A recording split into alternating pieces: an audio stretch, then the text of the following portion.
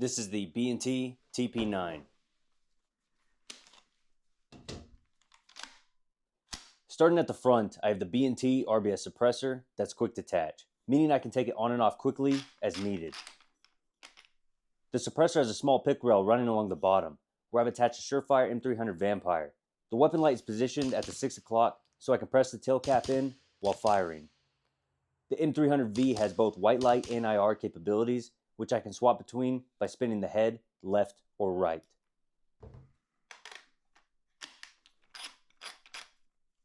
Up top, along the pick rail, I have an Aimpoint ACRO P2 mounted on a 193 Scalarworks Leap mount. The tall mount allows me to keep my neck in a more neutral, upright position, making it more comfortable to shoot and faster to acquire targets with. It's also much easier to passively aim through my red dot under night vision. Just in front of my red dot, I have a Modbutton that is connected to my Holosun LE117 IR. The Holosun is a standalone infrared laser module that is mounted on the pick rail to the side of my TP9.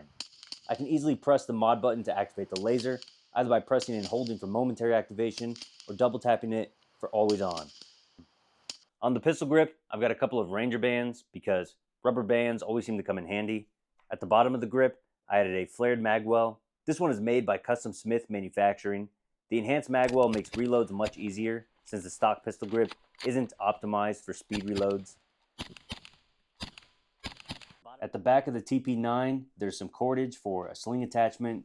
The gun originally came with its own sling, but I prefer to use my H&K single point Bungie sling.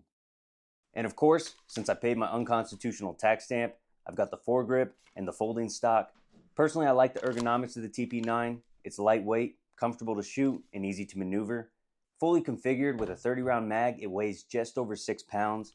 It's also very compact, measuring in just under 19.5 inches with the suppressor intact, making it easy to fit into a variety of different backpacks. Here's a sound comparison of different 9mm loads through the RBS suppressor. First, I'll shoot 3 rounds unsuppressed of 124 grain Blazer.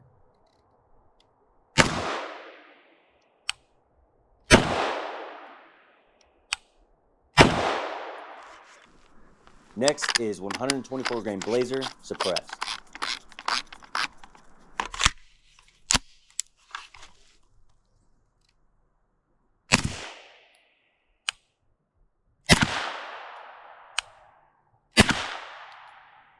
.147 grain Hush.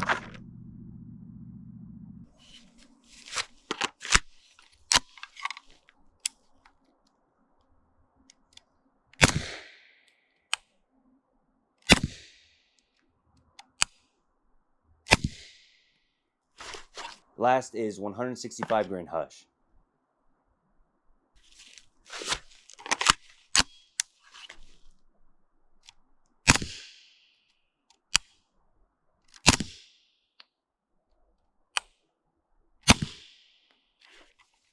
The suppressor isn't the quietest 9mm can I've ever used or owned, but it's still pretty quiet. It does get a bit gassy, so wearing eye protection is a must. In an oh shit situation though, you'll be good for a couple of mags without iPro. The last thing I want to touch on is everyone's biggest complaint, the trigger. It's squishy, heavy, has a long pull, and a long reset. But if you train with it, you'll get used to it and probably be just fine. Besides, B&T announced they're releasing a new trigger alongside a new generation of the TP9. The new trigger is supposed to remedy the existing issues with the old one and be compatible with this generation, so I'll probably upgrade my trigger when it comes out.